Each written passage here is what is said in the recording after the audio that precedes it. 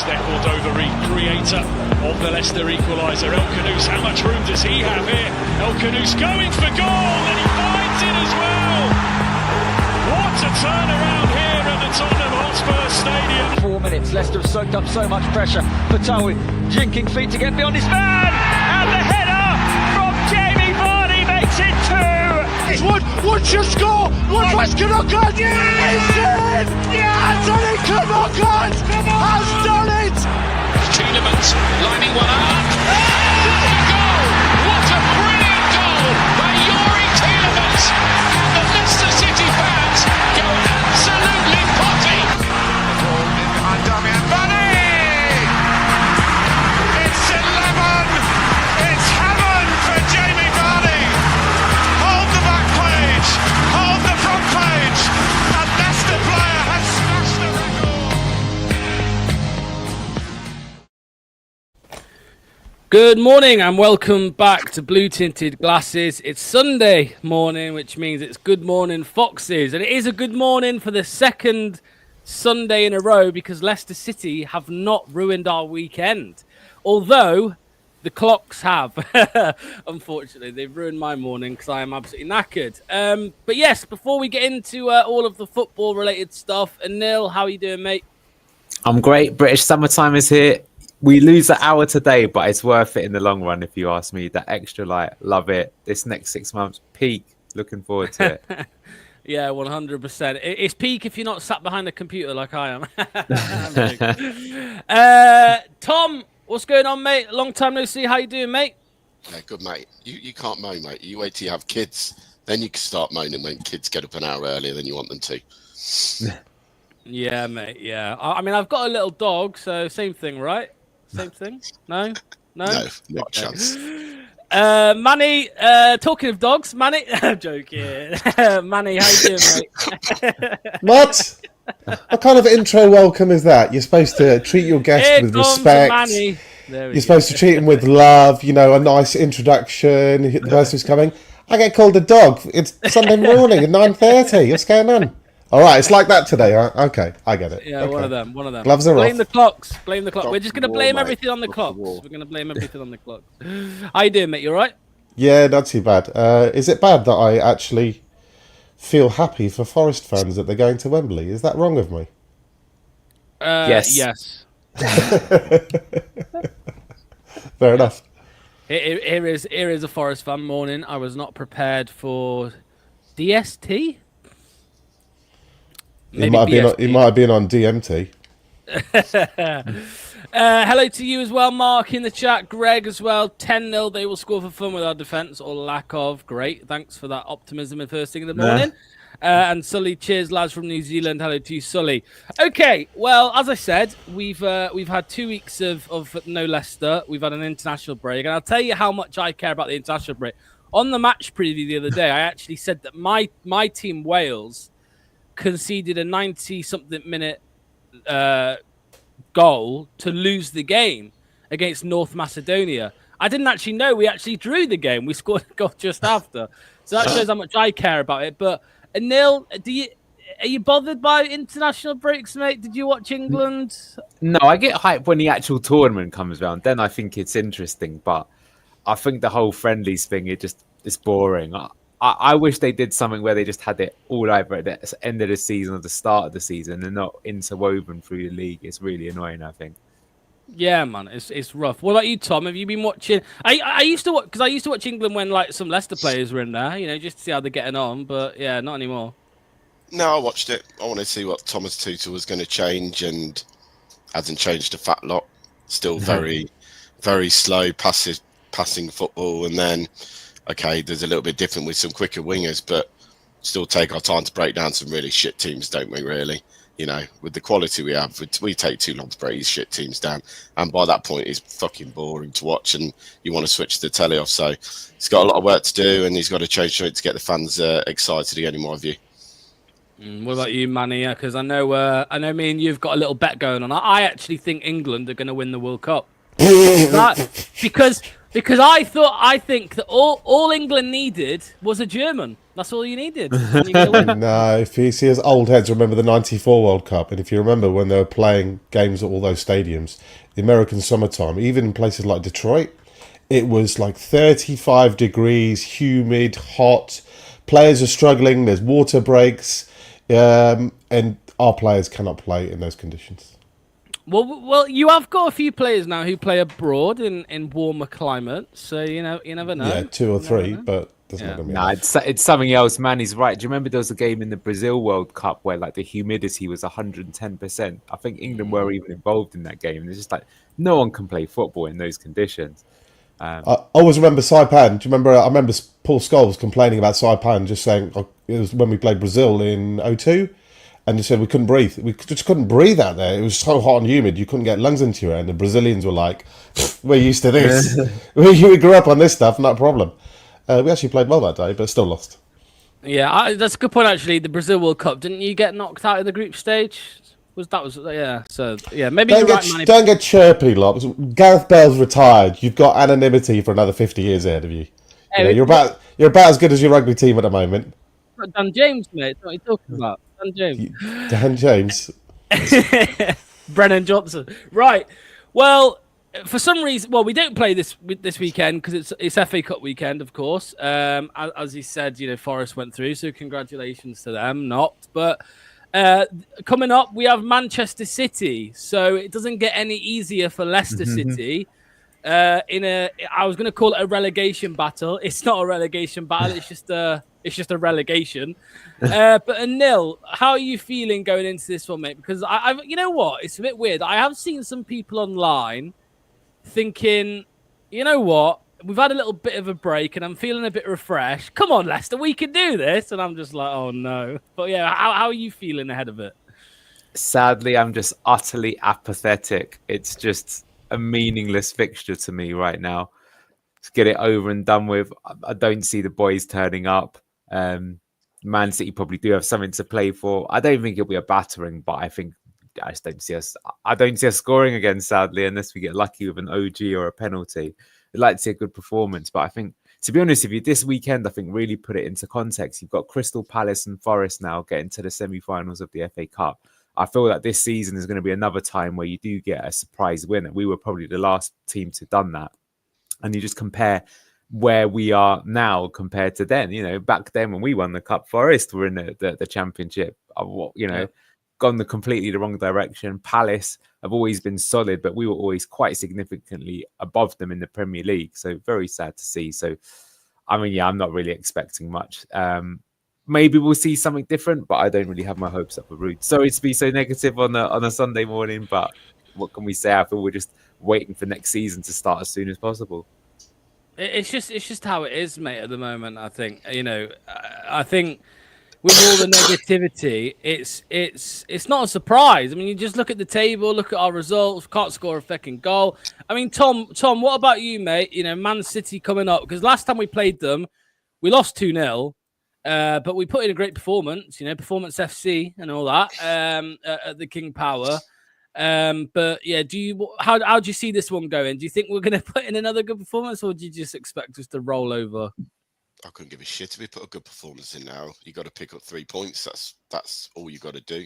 The Performance FC thing's brilliant, but unless we start getting some points on the board, nothing changes, and we're sleepwalking back to the Championship. And sadly for my sins again, for some reason, I keep buying tickets and going to these games because I'm a nutter, and I'll be at Man City on Wednesday night. But what I'm expecting, I just hope the lads go out and try and put in some better performances that they've done against Brentford and Manchester United in these recent weeks. But for me, the writing's on the wall already. We're just going down, mate. But go down with a fight. Go down with some kind of spirited performance to try and show them that you care. Really, look. They say to Manchester City team that's flying and good. They're picking up some wins at the moment, but Leicester could go and do something if they wanted to. We all know Leicester would like to play against the big guns and upset the odds. But I expect the same outcome as we have done the last, 13 out of the last 14 games, another loss on the board, sadly, this time round. Yeah, Manny, Tom said there he just wants to see, some fight, and performances don't matter anymore. We need points, but Well, I don't know, mate. I'm not sure if I'm even bothered about getting 3 points anymore. To be honest, it's a weird one. It's a weird situation I find myself in because I'm just like, the only hope I have now is we score. So that's where I'm at, man. I don't know about you, mate. I just want to see Leicester score a goal. Well, we're like a dead car battery, aren't we? We need jump starting. We need to be zapped into life. You know, we're a dying patient on the hospital bed, and we need to clear, and we need a 30-yarder to zap us into. Oh yeah, we can actually play football occasionally. Oh, we can actually a goal. What was that? What's the goal? Oh, a goal. I remember what those things were. So we need, like, how many times you remember a few years ago we used to have Tielemans who'd smack in a 30-yarder. We'd have Maddison who could score from outside the box. Have we scored a single goal from outside the box this season? It's a good question. Just came to me I don't know if I think the last game we scored in, right? El Canoes. Yeah, El Canoes, I think that was outside the box. Yeah. We need some piece of magic to give us some belief, because the fans have lost it, the players have lost it, I think the managers have lost it, and to be honest, I think we're all just waiting until the end of the season and the inevitable now. I don't realistically think that any of us are expecting anything more from this season in terms of points or performances particularly. And I'm not even sure about the whole fight thing, because I don't really want to see a lot of this team with us moving forward. I think we need to have a big turnover of players, and we need to get a lot of players out the door. So do you know what? Show some fight so that if anybody's watching, that you can get yourself a move by all means. But I think that a lot of players are time's up at Leicester City, and maybe if you really, really want to believe in a project moving forward, you'll fight like crazy. But if you are casual, put it this way, if you're casual the next 8, 9, 10 games, then you're definitely out the door. Yeah. Sorry to Peaches for us being bitter. I mean, we can't help it. We're 18th in the league. I was going to say, I mean, fans are getting creative online. I don't know if you saw it in the week, guys. We didn't have a goal of the month competition, but we did have a throw-in of the month competition. I think, Anil, fans are just in that mood now, because I was speaking to a friend of the channel, Graham, the other day as well, and he was saying, oh, well, I've spoken to, about 5 season ticket holders, and they're not angry with the club and the board. and I said, you know what? I think the anger has just subsided now, to be honest, with so many people. I mean, even myself and even Luke isn't ranting anymore, because I think he's, we've just kind of accepted the inevitable, and the anger has gone to just, that mood that football fans get in, where they just turn everything into a joke. Leicester fans in the stadium recently have been celebrating, corners and throw-ins and stuff like that, because that's all they can do in Nil. Yeah, it's quite sad. Of course, I mean, everyone's going to get that, because all of our, concerns are falling on deaf ears. But I think it is a bit of a worry for the future. And obviously, we've mentioned this quite a few times on the channel, that there's like a bit of a culture clash and generational gap in terms of what we do. Because, we'll start next season. I suppose it depends on how we start, but people get behind the team. But are we now just in the situation where we've got these fundamental underlying issues which aren't going to be resolved? And are we just going to keep going, up, down, like a yo-yo club? Then at some point, you probably won't even go up anymore. And then you get stuck in a quagmire of the Championship. I admire the fans. I guess, I don't know, because I have like my own opinion on this, but I think be careful of supporting the regime as much. I mean, there'll be still so many fans that like start the season, will still buy all the new shirts, they'll buy everything. But if you're apathetic also, why are people going to listen to the fans, right? I think you've got to hit them in the right place. And yeah, look, I've said it before, I think you really got to look at it and say, now 2 relegations in 3 years is pretty awful. It's getting close now to like, are they actually just like undoing all of the good work that has been done in the past? Now, everyone makes mistakes, but are they going to do something different this time? And, I don't see it. I feel the fact that we've been, again, completely silent to the fans. I think the season was over in January and there was no activity whatsoever. Well, we signed one player who, how many minutes has Koulibaly played? Probably less than 45 in total. So that was a waste of time as well. So I do see that, but of course I feel sorry for the fans. I get that, but I guess what I'm saying is, and maybe this is something that's a bit odd about our fan base, is that maybe the fact that we can be so like pacified so easily is actually a bad thing, and we're not going to see any changes at the top. Literally at the top. Yeah, but just to answer your question there, I checked Woyo Koulibaly's played 107 minutes in total. Over It's a lot more than I thought, to be honest. Well, 2.5 months. That's really not that much. Yeah. That's over 4 games. 4 games. So he's not played a full 90 since he's been here. But yeah, I mean, Tom, obviously, again, going back to the Man City game coming up, I mean, me and Doc did a preview on Friday, and we were looking through the team selection. And to be honest, mate, I don't know about you, but at this point, when we're like, who should start on the right wing? Who should start at left back? I mean, it doesn't really matter anymore, does it, Tom? Because, it's kind of weird. Everybody this season has had, their moments, I suppose. I mean, JJ for the first half of the season was absolutely horrific. Of recent, he's been one of the better players in the team. Then you look to the other side, Victor Christiansen. Sometimes he doesn't even look like he's a professional footballer. Is there any that stand out to you, Tom, that you think maybe haven't been given a chance? Or much of a chance, and you'd like to see them given a chance against Man City? Koulibaly, that's probably about it. The team itself, is picked every week by Rude, and it doesn't seem to be that if you have a bad game, you're going to get dropped. I don't think he knows now what to do to change this round. He hasn't got a relegation fight on his CV before he came here. And I generally just think he's picking the players that he thinks could do a job in those positions and in the way he wants to play. Casey McAteer, bless him, hasn't played that much. Why doesn't he get some game time? He came in against Man United, all of 8 minutes. I mean, we're crying out for something different, but we're giving players that, I know Championship was different last year, but did well for us last year in the Championship, scored goals last year in the Championship. They were in the right position at the right time. They know where to be. I just think now he's got nothing to lose by going back to a 4-4-2. Go back to basics. Just change something. Then, it's hard to seem to say now really what Rude should do, because I don't think Rude know now what to do. If I'm honest with you, we're picking the team. I think he's generally such a mindset that he now knows the club's going down. He comes out and say he's not going to say that, but generally, I think he knows that we're down and done and dusted. I think he knows we're relegated. I think the players know we're down and we're relegated. You look at Wolves, they've got West Ham, Ipswich and Tottenham in their next 3 games. We've got Man City, Newcastle and Brighton. Then Liverpool. It speaks for itself by that point. The season's over. We'll be too far adrift to catch anyone. So team for the selection, really, for me now, start chucking some of the kids in there. Give the kids a run out, let them have a game, start preparing for next season, because you've got nothing to lose now by giving the youngsters Casey McAtee, for me, should be around the club next season in the Championship. He's had a season with us last year. He knows that's division. Players like that, you've got to start breeding into the team. Look, Pats and Daka shouldn't have been anywhere near the team this week, after that performance against Manchester United and Chelsea.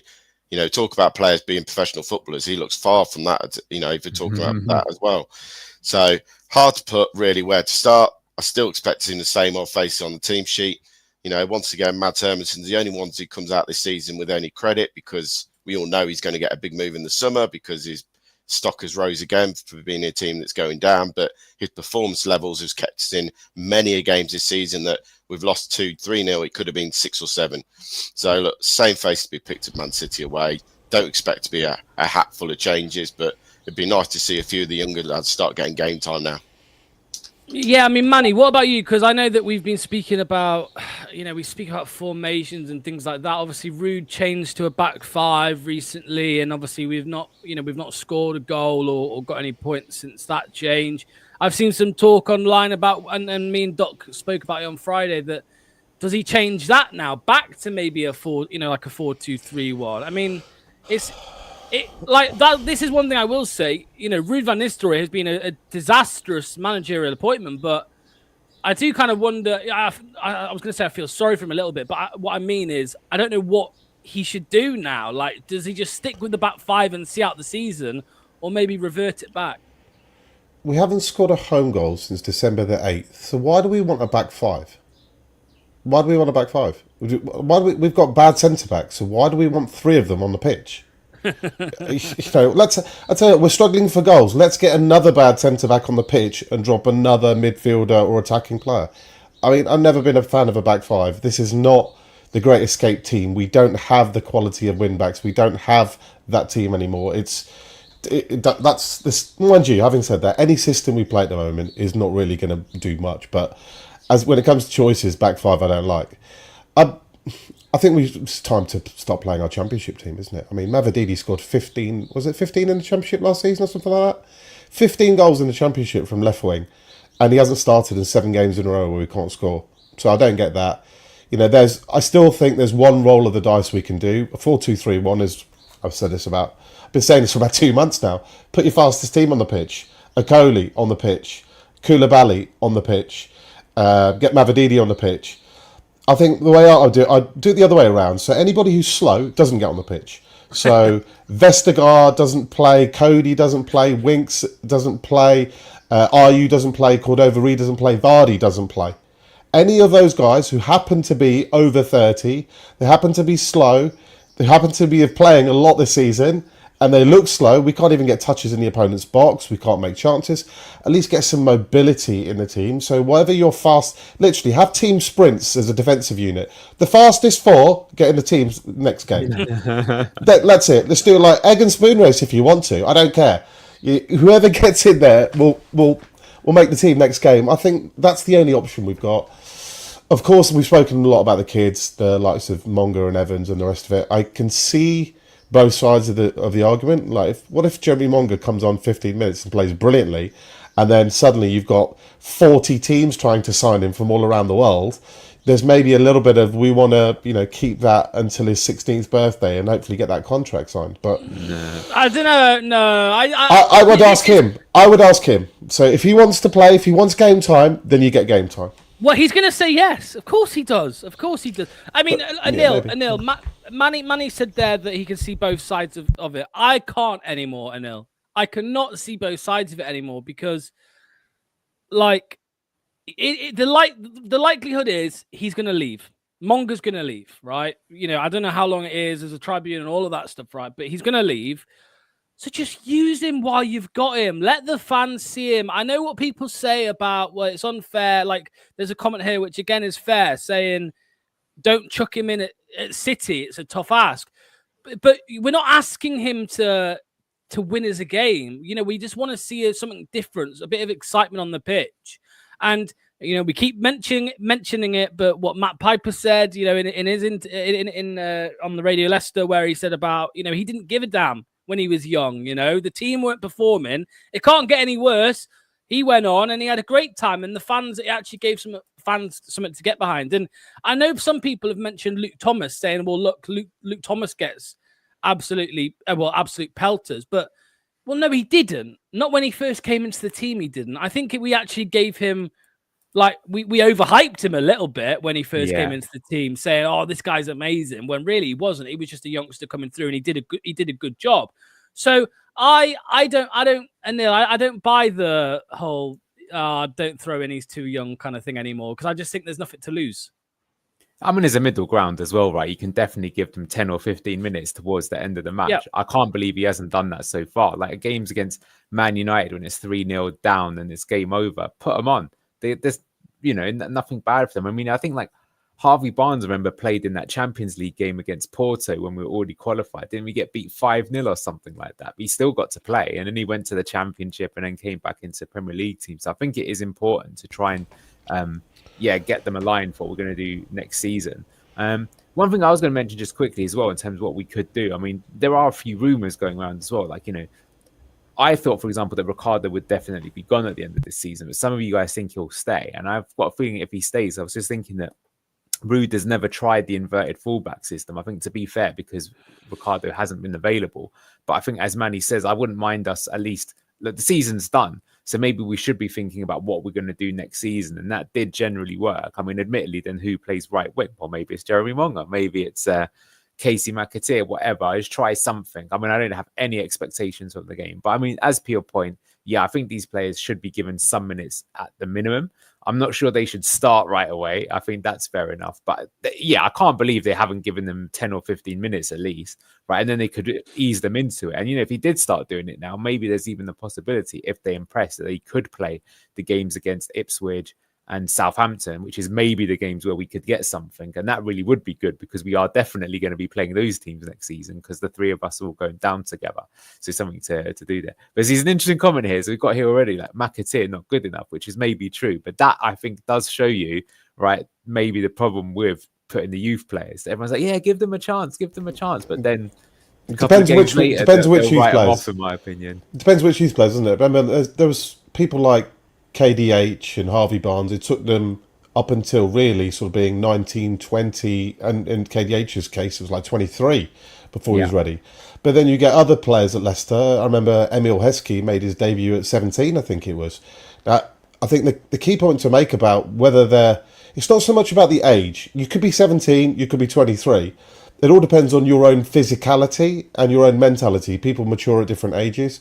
And if we've all seen it in our school. I remember my school rugby teams. You see some people who are like, is he really 14? He's absolutely massive. So if you can get some physical, and they don't have to be like physically huge, but it's like Luke Littler. If they're relatively, you look Loxley, you mean? If they're physically quite mature, or they're quite strong and robust. So if Mongo, for example, can take a tackle, can take a strong tackle and get up off the backside of it, then he's capable of playing 15 minutes. If there's somebody, if for example Jake Evans, probably that might actually cause him an injury, and there's a risk of that. Is there a real point of playing him there? So it all depends on a case study. It's no rule, about whether these kids are ready or not. It all depends on the individual. Yeah, I think, I don't know if McAteer's slightly, it's a weirder situation, because he was like on loan at the lower, like, Wickham, I think he was at, and I can't remember the other club he was at. Forest Green Rovers. For what it's worth, I don't think McAteer probably is good enough, but I think a lot of our team aren't good enough. But I guess my point is that, like, we're like pretty bipolar, this fan base, which is that, like, we'll say that, like, give youth a chance, and yet on the same channel there are people that have said that Luke Thomas is a League One player and Casey McAteer isn't good enough, and these are actually youth academy prospects that have come through the club. So look, I'm just saying, right, you've got to be careful in terms No, there's a distinction. No, I think we're trying to isolate those players who have potential to be good. Now, they might not be good enough, but they might be good enough. Unfortunately, Luke Thomas and Casey McAteer, we already know they're not good enough. Yeah, they've had that moment where they've had their chance to show their quality, and although they've had decent moments in their careers, they're not good enough for this club. I would rather have a 15, 16-year-old who I don't know yet if he's going to be good enough for this team. The only way is to actually see him play, and the more I see him play, the more you can make a decision.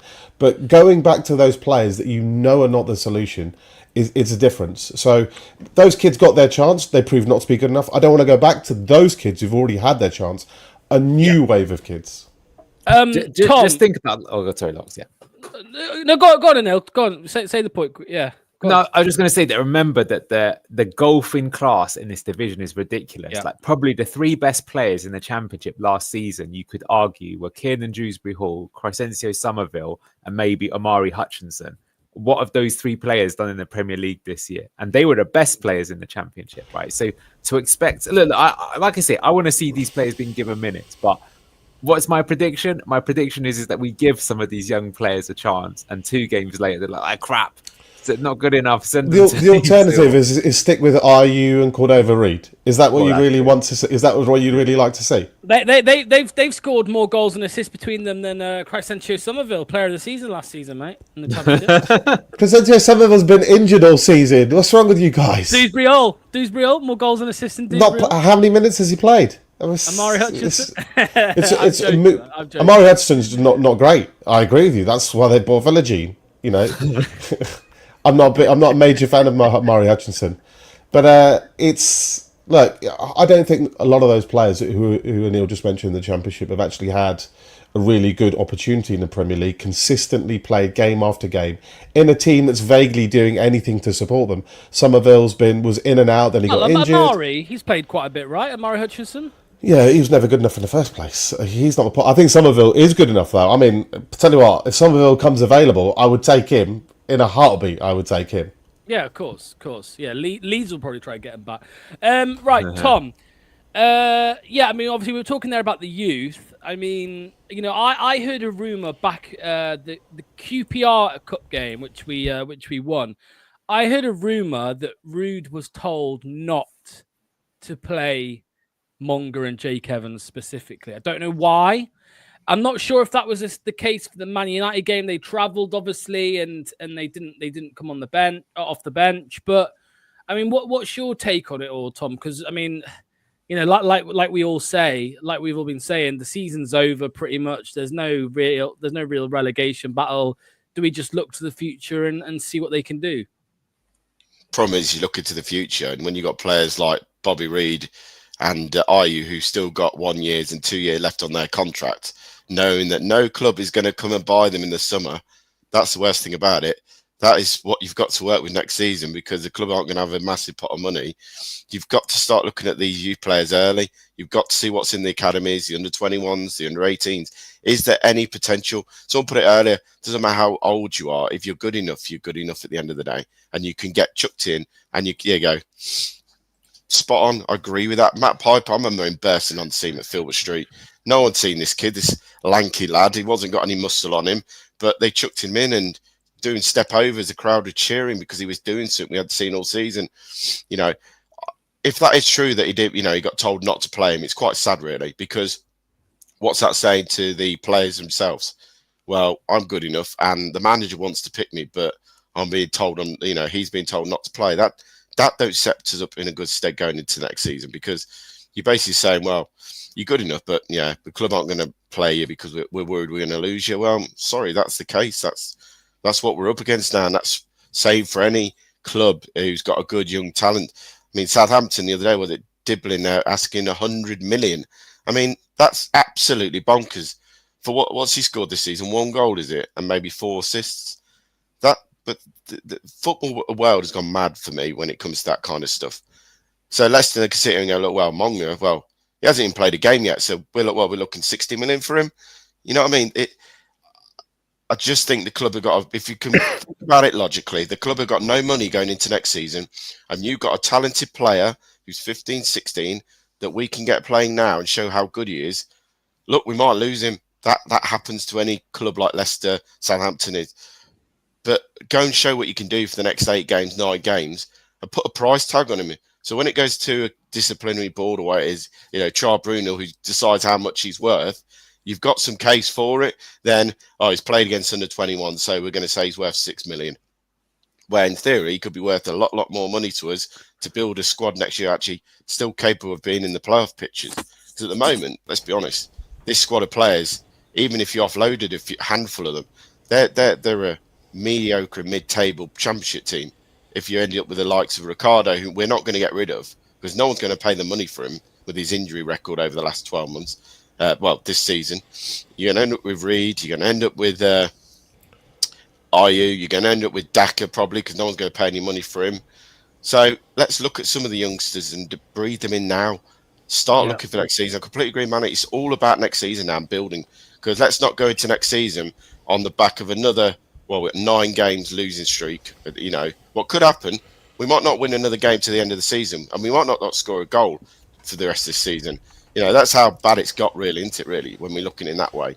And when you've got players like Evans and Monger who are performing week in, week out and scoring goals, chuck them in there, change something.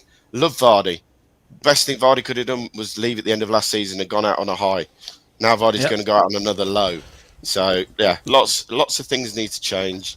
But for me, these young players in the academy need to be shown that the club have faith in them and that they're not just going to hold them back. Can I just give you the I was just going to say, no, I was going to say, I think you've mentioned it before, though. We don't know the ins and outs of the tribunal process, but surely if he's played a professional game for Leicester, he is worth more money, surely. Well, there's not going to a tribunal yet. He hasn't actually signed for Man City or anybody else. You're assuming a tribunal will happen. If they do make an approach, it's not accepted, they can't blah, blah, blah.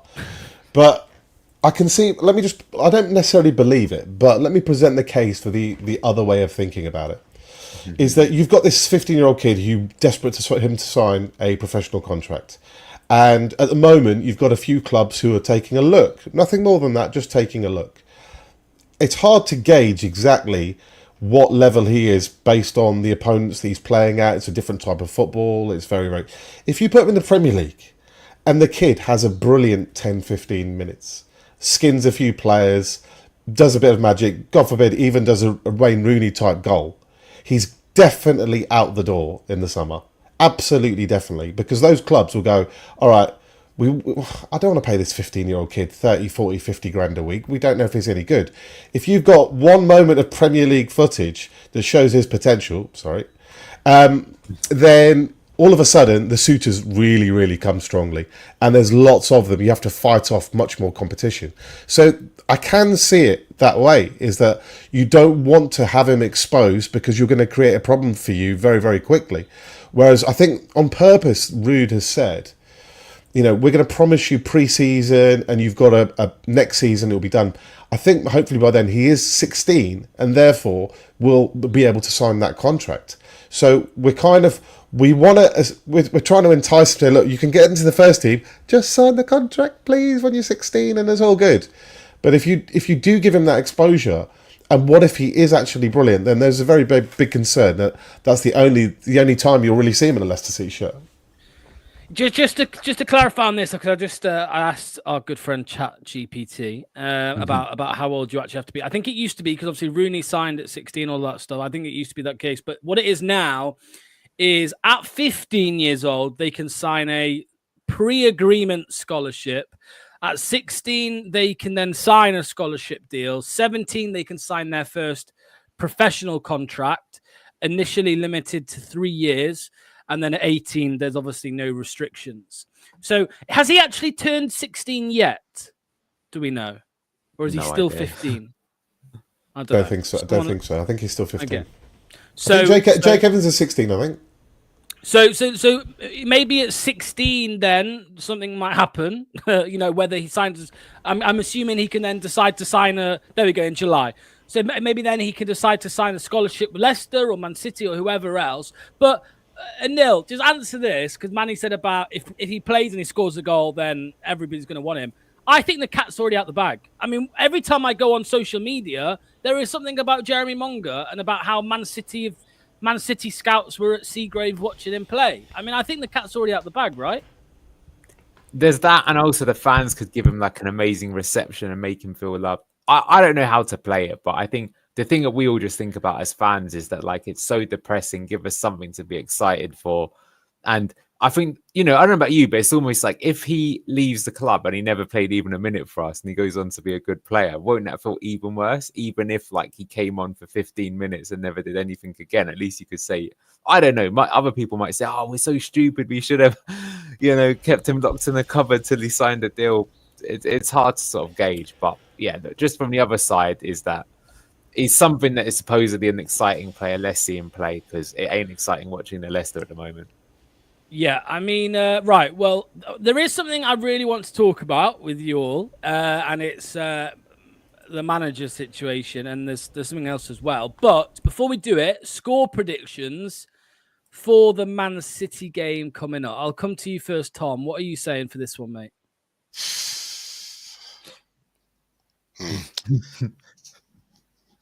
4-1 Man City, and hope that we score a goal would be a good result. Yikes. 4-1. 4-1, I think we'll take it. The goal will take it, I think, mate. Manny, what are you saying? 0-2, like always. 2-0, you mean? Is it away? I thought we were at home. Oh, we're away, aren't we? Oh, my God. Sorry, 2-0 then. Yeah, sorry, I'm not going crazy. Yeah, 2-0 Man City. Standard. Yeah. Anil, what are you saying, mate? 3-0 Man City. Yeah. I said on the preview, I think I said 4-0. So, yeah, Rye says 4-0. Greg says 6-0 for Man City. Tony said 4-0. I think they've got a few injuries, Man City, so you never know. We could get one. Just a quick one here is from Greg as well. A fear of another Casey. Is it Casey Bassey? Is that his name? Calvin Bassey. Calvin. There we go. Calvin Bassey, who's now an established Premier League player, didn't give him a chance, and he's now a regular. Yeah, we thought he was Shirley Bassey. 4-1 Man City, but you score a goal. Lovely stuff. Okay, so there's been rumours this week that Leicester City and Southampton as well? Leicester City and Southampton are interested in Liam Rosenior as the next manager if we make that change in the summer, if we sack Ruud van Nistelrooy. Neil, what's your initial reaction to that, mate? Because I remember that when he was at Derby with Rooney, the word on the street was that he was the mastermind behind it, and it wasn't actually Rooney, it was Liam Rosenior. Obviously, he was at Hull last season, and he got sacked at the end of the year, but a lot of people said it was very unfair. I think they finished 7th, just outside the playoffs. Yeah. And now he's over at Strasbourg as well, doing a decent job. What do you make to the Rosenior links? Well, I'm very interested actually to hear what the rest of the panel think about it. Firstly, I think it's the right decision for Ruud to go. I'm sorry, he stunk the place out, and we could have got relegated with Ruud, but there's a way to go down, and the way that we've gone down is unacceptable in my opinion. He's thrown the towel in and not shown any fight, which makes me think the next time there's adversity, the same thing will happen. So I personally don't want him at the club next season. So I do think we should bring someone else in. So then who should we bring in? Well, Liam Rosenior is quite an interesting one.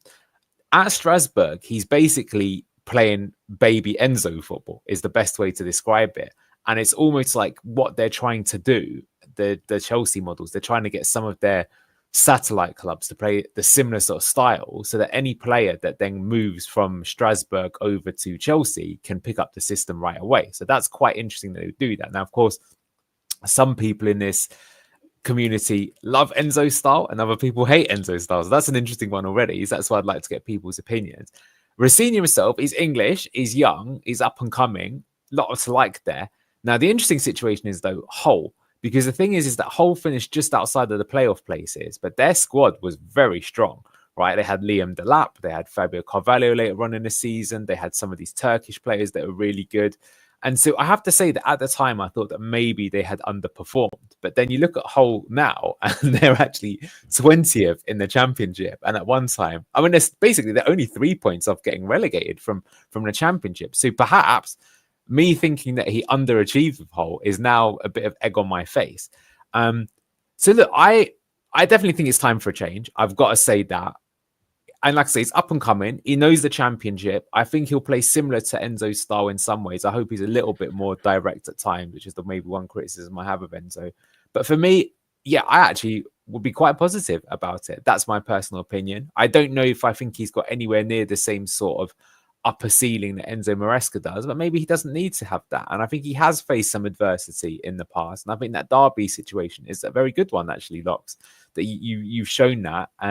And I think it also says a lot. I think a lot of the Hull fans, as you say, when he went, they were pretty understanding and they felt it was a poor decision, which has later been proved. So for me, yeah, I think I would give him a chance. But because I think as well, just put it out there before probably the inevitable let's get Willy Caballero as manager talk comes in, is just focusing more on being realistic, right? And I think the fact that these rumours have been there probably suggests that he's up for it, right?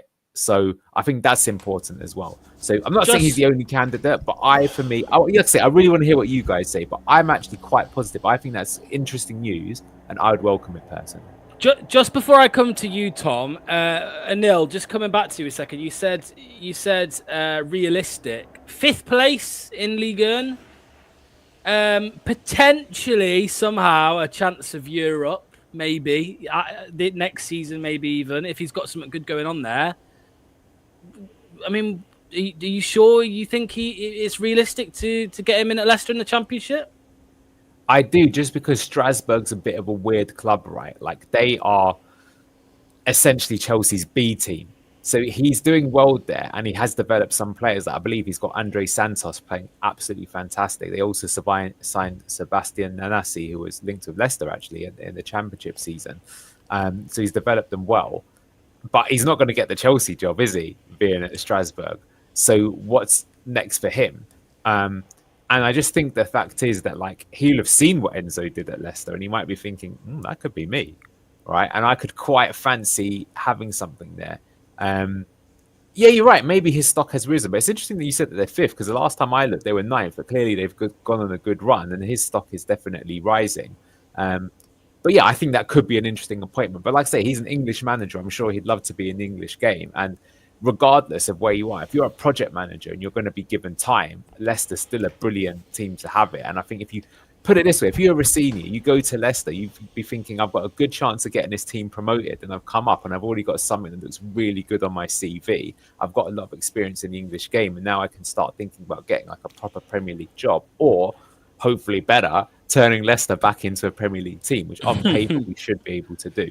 But like I said, I've talked a lot. I want to hear what the rest of them have to say. But that's a fair point. His stock will have risen. And we all know if you get Leicester promoted, then you get the Chelsea job anyway in the next season. Exactly.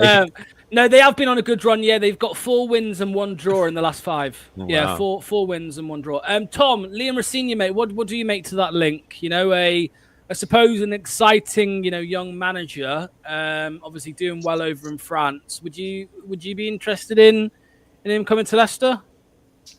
Most definitely. He's an exciting young manager, very passionate. I think if you go on YouTube and Google his post-match chats where he's been recorded, there's one from the Leicester game, actually, after they beat us at the King Power 1-0, and you listen to the way he talks to his players and he interacts with the players. He won't take any crap from them. You can tell that now. He's not a manager who's going to come in, you buddy. No, you're here to do a job and get, play the way I want you to play.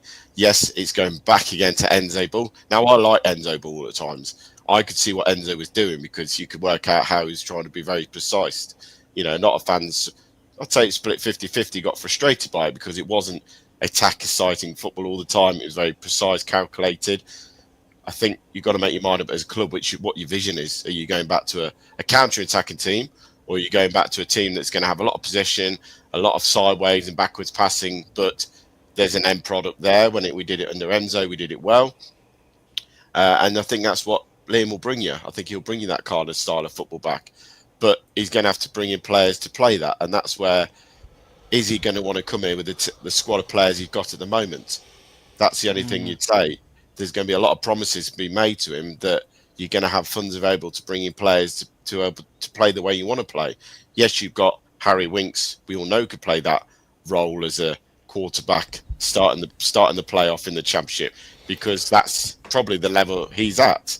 He's not made it in the Premiership, and Championship will probably see the best of Harry Winks again because he's too good for the Championship but not good enough for the Premier League. And I think Liam Rossini will look at that squad and go, I've got enough attacking threat there. I'll need another striker, but I've got Mavididi, I've got Abdul Fatoui, who were ripping teams apart for fun last season. If we can keep El Canouse in there, you've got your number 10 sorted. He then just probably needs to look and think, right, I need some set defensive players to shore up this defence. And you've got a goalkeeper, Jakub Slajek, we all know will be good enough in the Championship next year.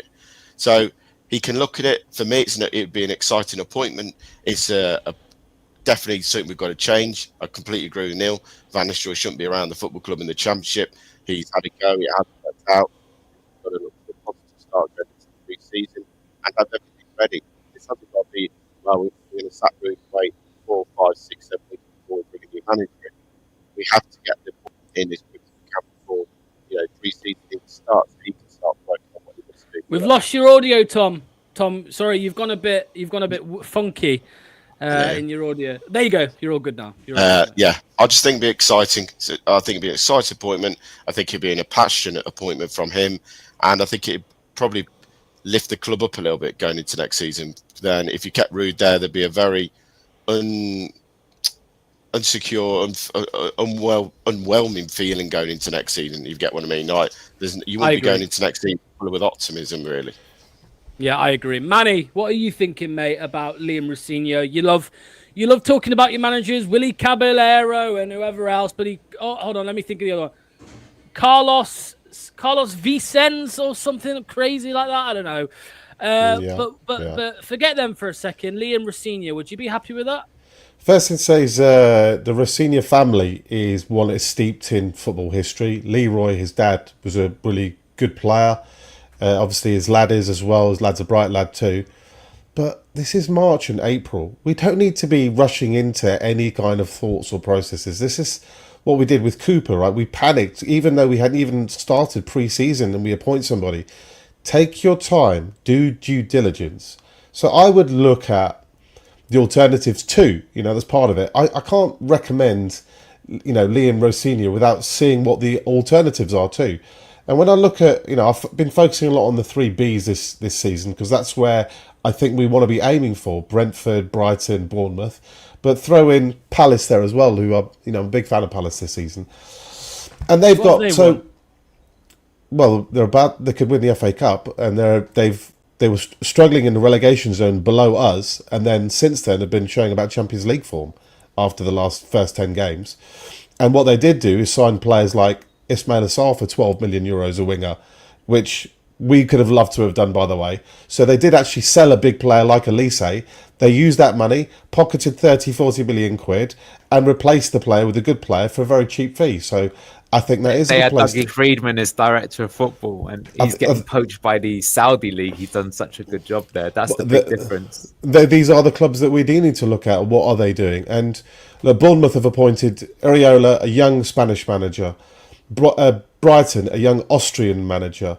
You've got Palace, a young German manager. Who's the other team I mentioned? Anyway, I think you get the point that young European, tactically astute, capable of playing transition football. They know how to utilise being the smaller team versus a big team, and they're all doing exceptionally well.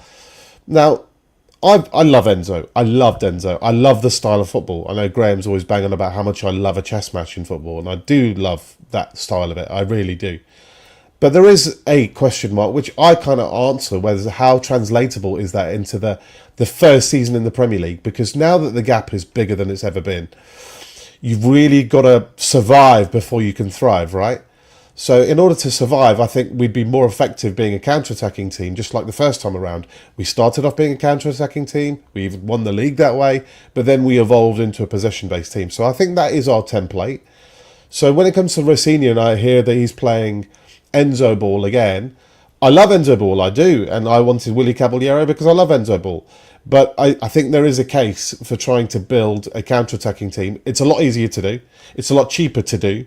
It's a lot faster. Well, you can play a team that plays both ways. So you can have a mid block, win the ball, and attack high. Liverpool do it that way. We could copy that. So it's high intensity. You high press, high up, and win the ball, transition, attack, rather than just play it sideways, backwards, keep the ball, move them out of shape. Once they move out of shape, we utilise the space. It's two different outlooks, the way to do it. I really think if you build a half-decent championship, a team like us, a club like us, with, we're not the old Leicester City anymore. I love the O'Neill days and those days, but we are a much bigger club. Look at our stadium, look at our facilities, look at our history now. We're a much bigger name than we were in the 90s. Nobody really knew Leicester was in those days, but now everybody does. So I think you'd have to be pretty damn incompetent to spend 3 seasons in the Championship and not being really, really serious contenders for promotion. So I don't think there is necessarily a requirement to play a specific type of football to get you up. I think whatever we choose, we should have way more quality than the opposition. And, last time we went down, I was bricking the Championship. I thought, oh my God, this is a nightmare. It's going to be a tough league, 46-game slog. I was amazed about how poor the opposition actually were. They were really bad. They were really, really, really bad. So I think, we're going to sell 80, 100 million pounds worth of players. As long as there's no embargo, even if you spent 20, 30 million of that 100, like we did last time, I think we spent 38. That is enough to build you a team that should take you up in that league. It really does, as long as you're not completely awful with your recruitment. So I think have a look around. I particularly want to look in 3 countries for young managers: Portugal, Spain, Germany, the classics. But somebody who's under 40 or 45, even look, Man United have got all the options in the world. And what are their point? A 39-year-old Ruben Amorim. Everybody realises now that it's not just youth of players as well. It's obviously youth of manager. Liam Rosenior does fit that bill, but I want to do interviewing on a wider scale. Look at people They might be. I would hope so. And we've got time to do that too. Yeah, go on. Well, I don't get why. Like, no offense, Liam Rosenior, he's European because if maybe not part of the EU, but if you're if you're English, that is on the continent of Europe. How He's many 40 English years old. footballers? How many English footballers have you Managing said? Strasbourg in France, fifth in that league. He's got experience in the Championship. He's fully fluent in English. He knows the game. He'll have this sign. Steve McLaren won the Eredivisie with was it 20? Yeah. Would you like Steve McLaren as your coach at any stage of his career? No, but that's not the point Neil's making. What I'm saying is, look, I agree. Look, I'm not saying don't get Liam Rosenior. I'm saying he should be one that's interviewed along with other options, and then you get a feel for who you like. But I think it's not as if English managers have a history of being amazing either for Leicester City or for general clubs. How many brilliant English managers in the Premier League at the moment? So brilliant that we've got a German in to manage the national team. That's how good. There's one, Eddie Howe's the only one who's doing a really good job. I mean, there's a lot of coaches that have gone to the Championship and also got found out. Listen, I know what you're saying, but you said, well, why do we need to rush it? But I mean, I actually think the reason why I welcome the news is I actually think the smarter thing is you probably do want your new manager lined up, because then what type of players, let's just say for argument's sake it is Liam Rosenior, then you'd be asking, okay, well, Liam, what players do we need in the squad next season? How are you going to play? And start thinking about it, because otherwise we want to avoid freaking signing Bobby Rees and Jordan Ayew's again. Absolutely. So that's where I see it. But yeah, look, I'm not against that. We should look at other people, but I'm just saying, I think if you look on paper, I think Rosenior is an extremely strong appointment for any team in the Championship that's looking to get promoted. I don't think you're going to find many better than him in terms of the current CV, given that you've got experience, etc., etc. I think the only point I'm trying to make is that when those other teams signed Areola, when they signed Hertzler, when they signed even like players like De Serbi before him, did any of us know who these managers were? No. Did any of us know anything about them? No. Have they been absolutely brilliant? Yes. So all I'm saying, there are names out there that, because we don't watch Bundesliga, we don't watch Portuguese league football, we don't watch La Liga often, there are names out there who will be extremely bright, extremely capable, but we just feel more familiar because we know the name Liam Rosenior. It's not a criticism of Liam Rosenior at all. He's doing a brilliant job at Strasbourg, clearly. Look at what he's producing out there. But he should be one of multitude of names in the hat, because there's more than Liam Rosenior out there who could do a brilliant job. Yeah, but the last thing I want to... Go on, Tom. Go on, Tom. All I was going to say, Manny, this comes back to one thing, and that's Brighton have a chairman, an owner, and a method of how they hire their managers. When you listen to Tony Bloom talk, as I said many times, he's already looking for his next manager now. Even though he's got his manager in place who he thinks good and doing a great job, he's already looking across the continent to what manager plays the way Brighton plays going into the next manager appointment. He went from Robert De Zerbi, he brought in the same type of manager who plays the same way. This all goes back to one person, whoever's running and organising our managerial appointments. We sacked Cooper, and then we left it, 3 weeks before we appointed Van Nistelrooy? Does that not tell you where the problem is? Not about who we bring in, that our recruitment of managers and finding the right ones is awful at the moment. Before we focus on the names about who might come in, if and when Ruud goes, we need to have that debate about what style of football are we going to play for the next 10 years. Like, that's the debate that we as fans are going to be having. Like, I'll ask you guys now briefly. I know we're not going to get into it all today because we're getting towards the end of the show. But would you like to see a more transition mid-block counter-attacking team, or would you like to see Enzo ball? It's got to be both, as you said. For the Championship, we've got to play a way that can beat the deep blocks, because that's what it's going to be, deep block City again next season. But then if we get back into the Premier League, it's got to be a team that can hit hard on the counter-attack and not just do sideways passes. So that's a bit of a tough gig, because there aren't so many people that can do both. And I think, to be fair, that is maybe something that I know the whole fans criticised Rosenior for, that he had a bit of the Russell Martin stroke Enzo about him, that there would be games where they couldn't break down the deep block. But look, he might have learned, he might have got better there.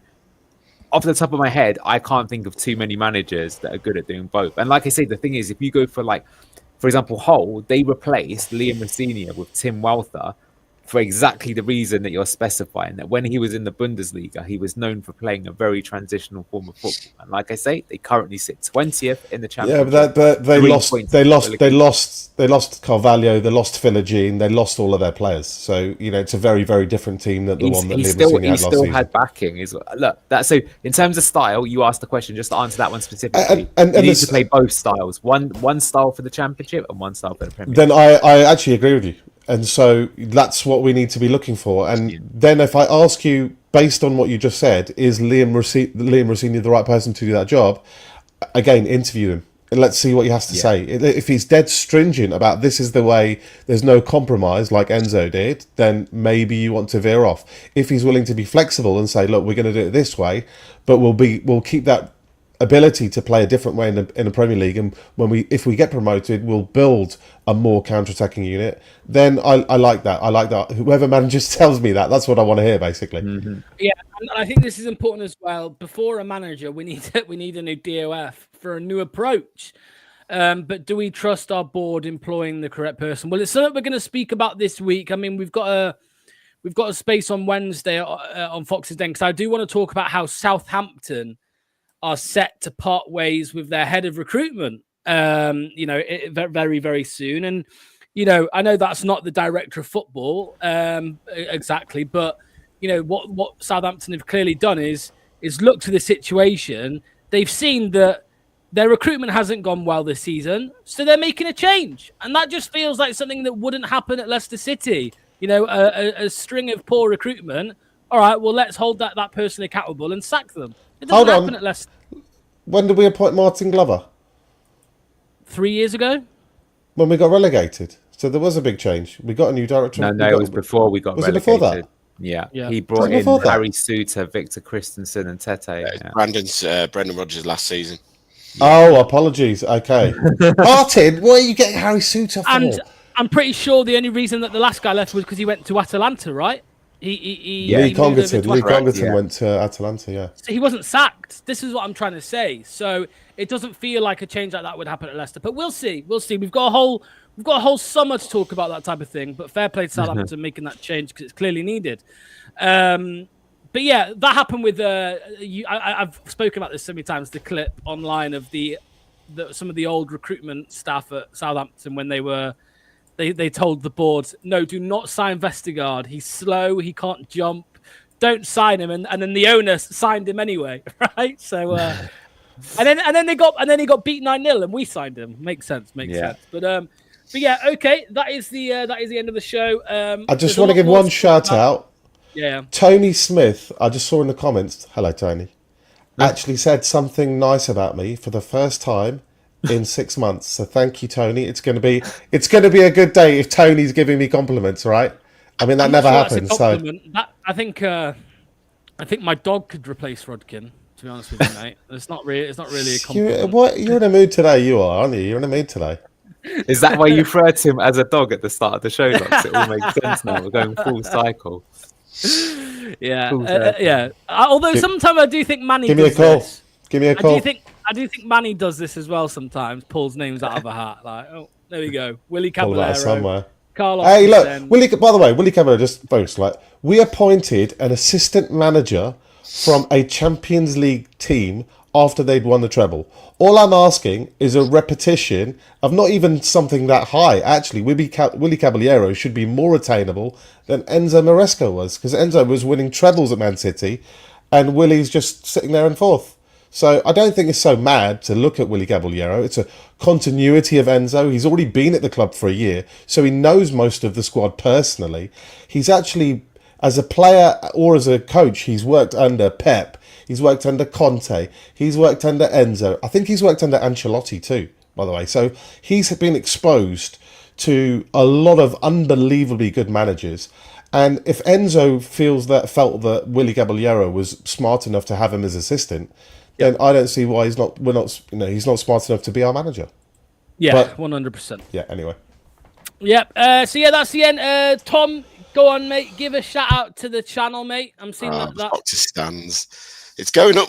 Every time I come in yours, it starts to creep up a bit more. So I have to keep coming on a few more to get the subscribers up. But yeah, match view probably Thursday after another loss to Manchester City will be the next video on there. So cheers for having us on, mate. Nah, anytime. Thanks to Manny. Manny doesn't have his own channel. Well, this is his channel. This is his channel. This is his channel. Yeah. Obviously, yeah. What I'm committed. I'm committed like that fast to this channel. That's how much. You know. What, part time? No one else will have you. Well, fuck it up. Anil, we're gonna have to get rid of him, mate. We're gonna go downhill now. Right. Start drawing those replacements up already. Yeah, for sure. Right, thank you, everybody. Thanks, Tom. Thanks to Manny. Thanks to Anil. Remember, as sad as we all are, it could be worse. We could be Leeds United, who are looking like they could bottle it again. What did I tell you, Lux, when they're 5 points up? I said there's still time for them to bottle it again. Yeah. And I actually had a draw in my Mugacca yesterday, which we're going to talk about post-stream. But you know, they are wobbling. They are, in fact, wobbling, verging on choking. I think they've had 2 draws and a loss in their last 3. Yeah. Choking. Well, with anybody with Alexas in your room, here's one for you. Alexa, play Joy Division. Love will tear us apart.